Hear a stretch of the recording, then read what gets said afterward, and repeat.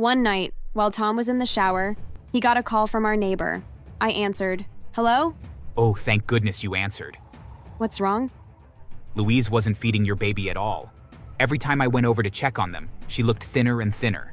I called Child Protective Services, and they confirmed my suspicion. She's now in the hospital being treated for malnutrition. I warned Tom that something was wrong with his mother, but he insisted that I was paranoid. What? I took the next flight home, leaving Tom completely alone. At the hospital, I found Maddie and talked with a team of doctors. Thankfully, the neighbor reported Louise before Maddie was too far gone with malnutrition. They had her on an IV and was expected to make a full recovery.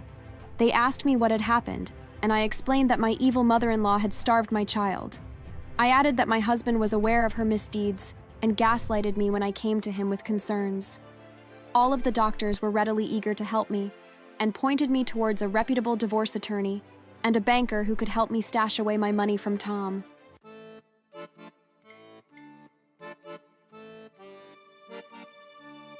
You know how you have doubts about something or someone and you just ignore them? I had my doubts about marrying my husband, Tom. More specifically, I had doubts about Louise, his mother.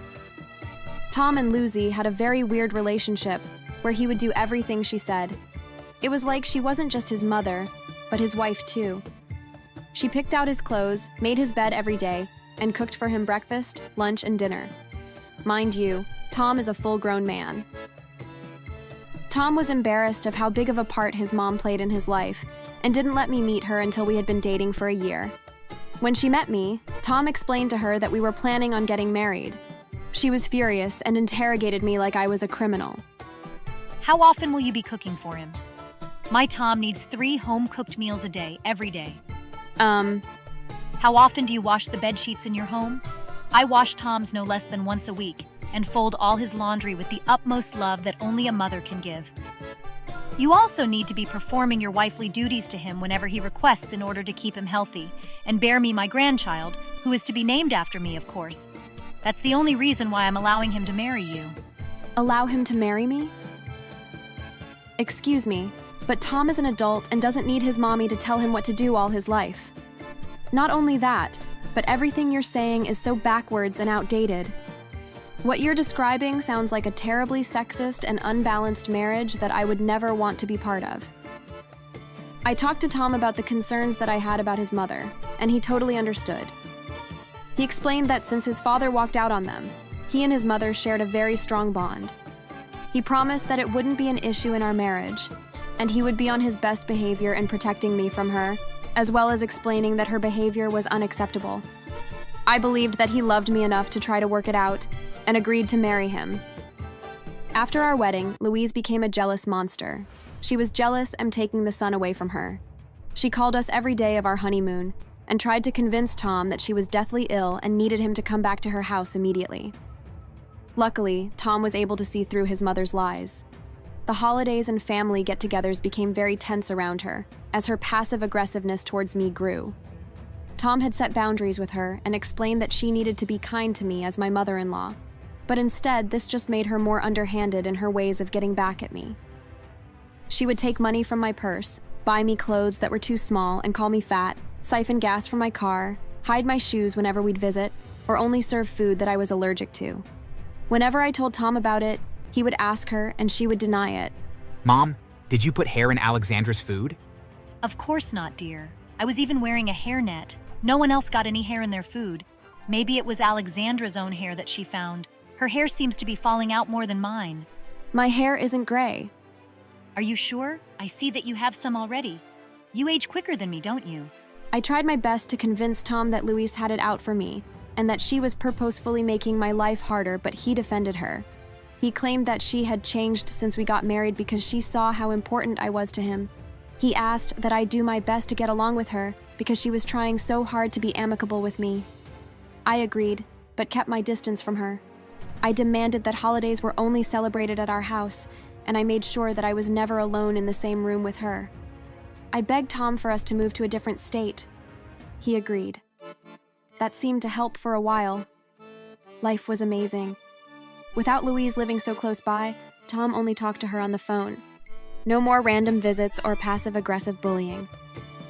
After about 4 years of us being married, we had a baby girl. We named her Madeline, after my grandmother. I remembered that Louise had wanted to have a grandchild, and that she demanded the child be named after her. But I refused to name my daughter after a woman who had treated me so horribly. I begged Tom not to tell his mother about our daughter. "What?" he cried. "How could I not tell my mom that she has a grandchild?" Shortly after Maddie was born, Louise had a mysterious illness that made her want to be close to us. I suspected that she was once again lying to Tom, but I couldn't prove it. Tom, deeply concerned for his mother, asked her to move in with us. I was terrified for me and my daughter. Shortly, after she moved back in with us, Tom became more and more busy with work, and that left the three of us alone a lot. She was up to her usual antics of bullying me in ways she couldn't get caught, but now that Tom wasn't around, she would outright scream at me and Madeline. "How dare you not name your child after me?" she yelled. "After all I've done for the two of you over the years, only I know how to take care of Tom." I would take Madeline and hide in the closet, away from the terrible woman. Every night, Tom would come home and find me in the closet, asleep with Maddie on my chest. He thought we were playing a fun game of hide and seek. After months of this abuse from his mother, I gave him an ultimatum.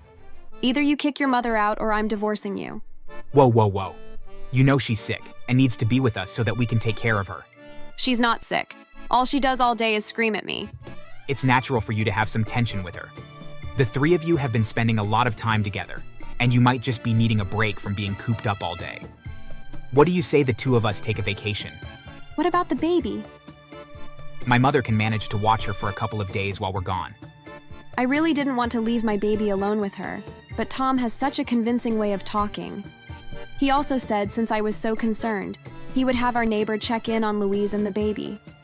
I had an absolutely wonderful time on our vacation. We hadn't had a chance to be alone with each other in ages, and I began to remember why I had fallen in love with him in the first place. We went on romantic walks on the beach and had lots of long, late-night talks that we hadn't had since we had been dating. One night, while Tom was in the shower, he got a call from our neighbor. I answered. "Hello?" Oh, thank goodness you answered. "What's wrong?" Louise wasn't feeding your baby at all. Every time I went over to check on them, she looked thinner and thinner. I called Child Protective Services, and they confirmed my suspicion. She's now in the hospital being treated for malnutrition. I warned Tom that something was wrong with his mother, but he insisted that I was paranoid. "What?" I took the next flight home, leaving Tom completely alone. At the hospital, I found Maddie and talked with a team of doctors. Thankfully, the neighbor reported Louise before Maddie was too far gone with malnutrition. They had her on an IV and was expected to make a full recovery. They asked me what had happened, and I explained that my evil mother-in-law had starved my child. I added that my husband was aware of her misdeeds and gaslighted me when I came to him with concerns. All of the doctors were readily eager to help me and pointed me towards a reputable divorce attorney and a banker who could help me stash away my money from Tom. I looked at my phone and saw that I had 15 voicemails from him. I blocked him for the time being. When I returned to the house, Louise was standing triumphantly at the top of the stairs looking down at me. In a blind rage that only a mother could feel, I lunged at her and pulled her down the stairs. In the tumble, Louise cracked both of her hips. I left her lying on the floor, crying in agony, while I threw out everything in the house that belonged to either her or Tom. A pile of their belongings laid in our driveway as Tom pulled up to the house. Seizing the opportunity, I tossed a match into the pile. Everything in it burned. Tom screamed in horror as his precious belongings burned. I thanked the neighbor for saving my child and explained to him the story of why Louise had put her in danger. He became even more enraged at her pettiness and offered any help I might need in the difficult period I was facing in my life. I asked him to testify against Tom in court. He eagerly obliged. At the divorce proceedings, he told everyone how Tom left his child to his neglectful mother's devices. Not only did I get custody of Maddie, but I won the house and all of the money in our joint banking account. The news played our story on repeat, telling everyone about the man who let his mother starve his child. He was publicly ridiculed and sent death threats daily from strangers. He and Louise decided to move to another state, but the story followed them on social media everywhere they went. After fracturing both of her hips, she really did need help from Tom. Her hips never healed properly, and she lost the ability to walk. She was now bound to her wheelchair and grew weaker every day. She was reliable on Tom to do everything for her, but he had grown resentful of the role she had played in ending his marriage. After about a year of being her caretaker, he abandoned her and left her for dead. All of the death threats and hateful messages got to Tom eventually, and he decided to take his own life. As for me, the neighbor decided that he wanted to take care of my daughter and I. He proved a much more caring and loving man than Tom ever was. We decided to get married, and he adopted Maddie to be his own child. Thanks for watching. Make sure to subscribe and leave a comment down below saying I subscribed, and we will try our best to reply to your comment.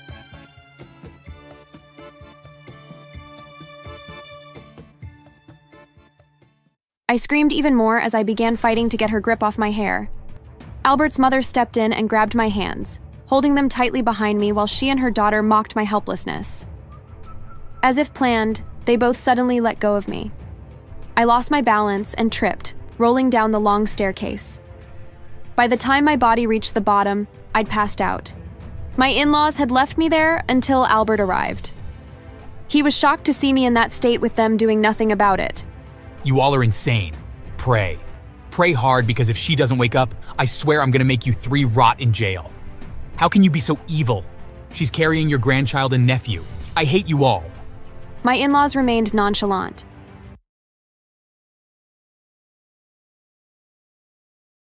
Hi there. My name is Sarah, and I'm happily married to my husband, Albert.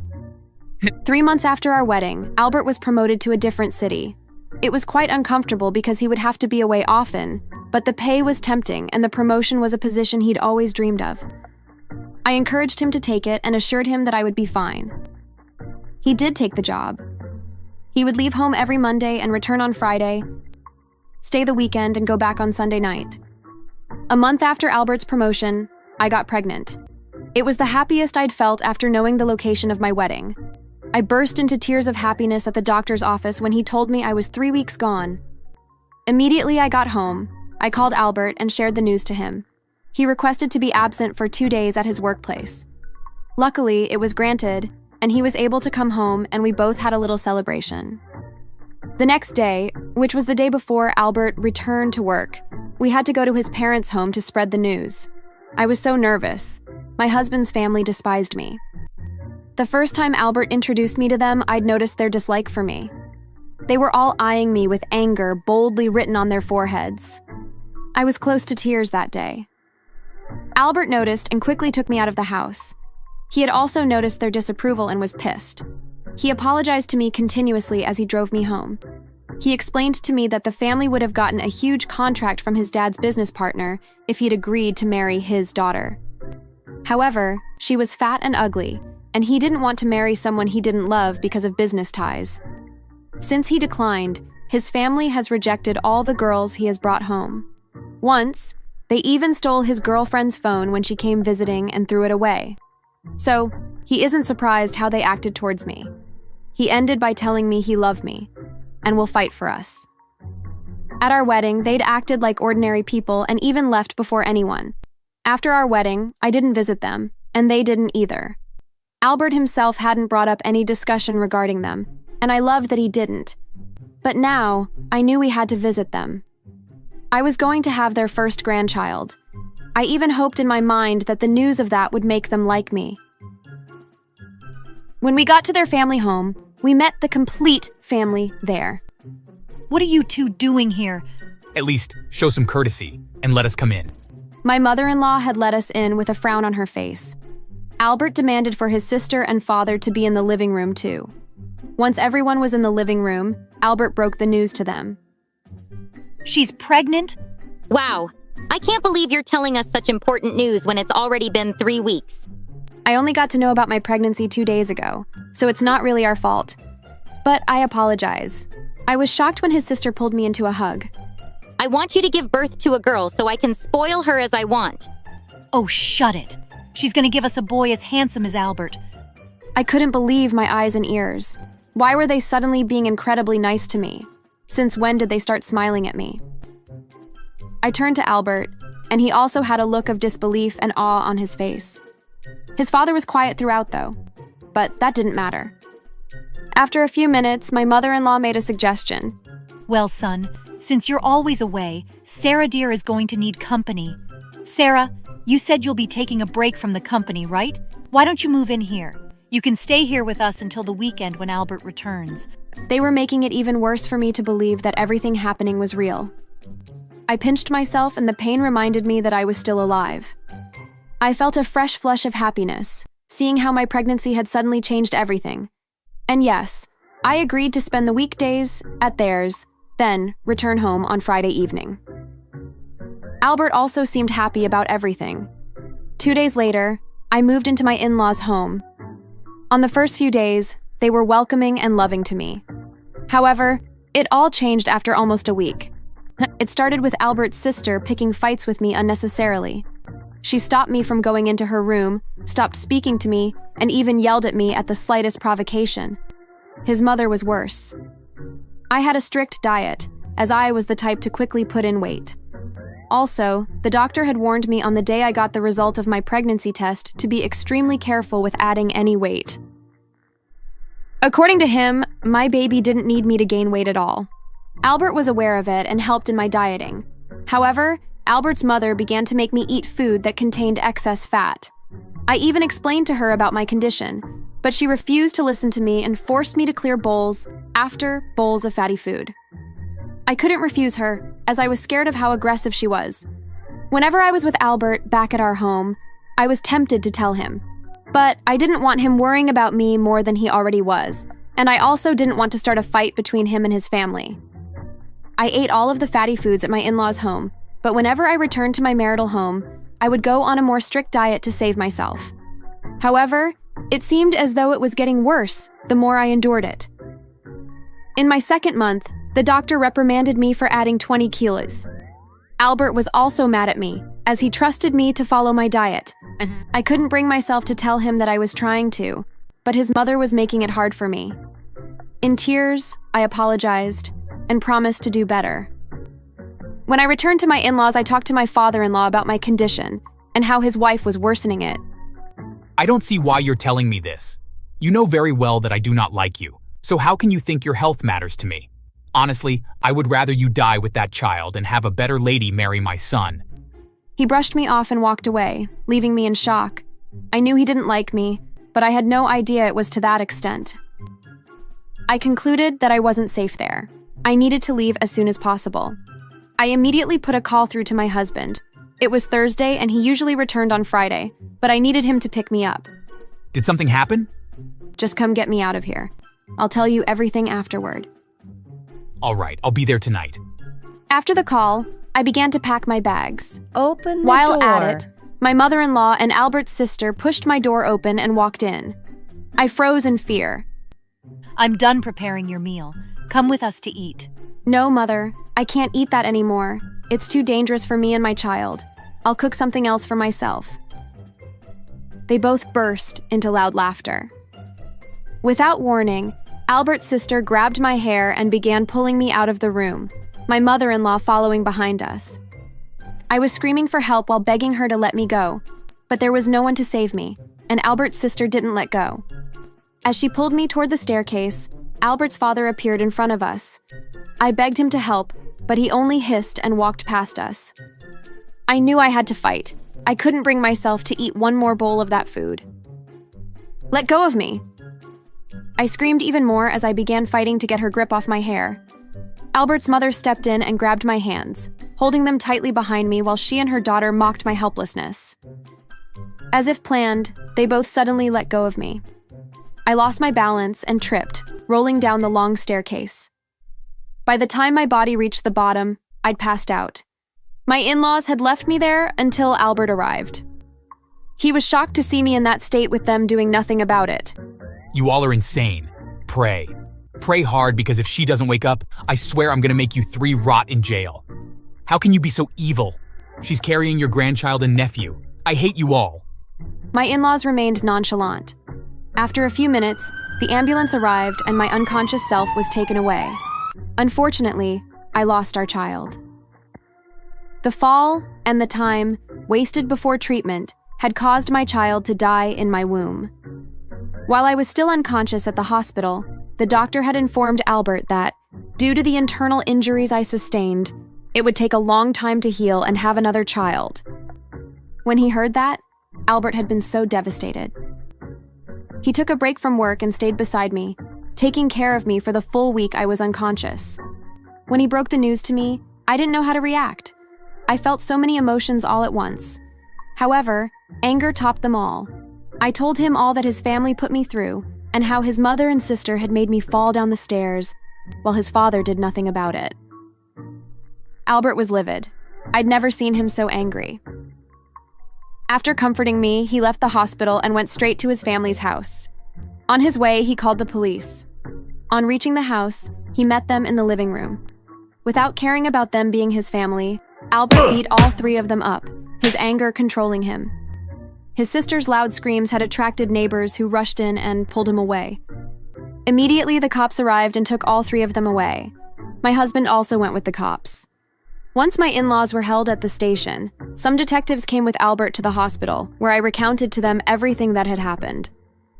Albert immediately filed a case against them for murder of our child, attempted murder on my part, alongside physical and emotional abuse. I was discharged from the hospital on the same day their case came up in court, so I was able to be present there. When I was called out to speak, I didn't hesitate to pour my whole heart out. I told the whole court how they hated me and pretended to like the news of my pregnancy simply because they wanted to harm me by making me stay in their home. I could see them hiding their faces in embarrassment.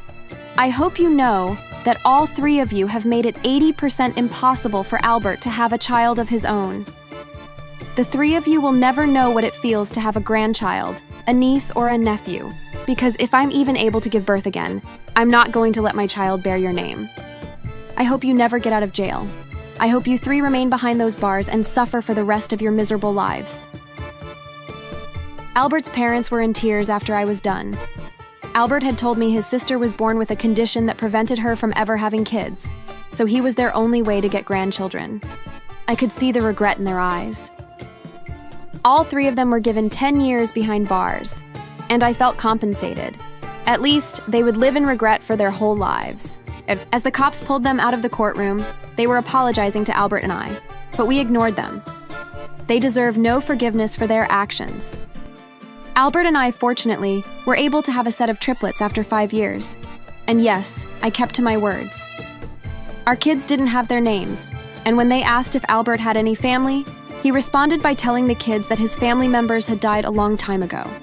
Serves them right, doesn't it?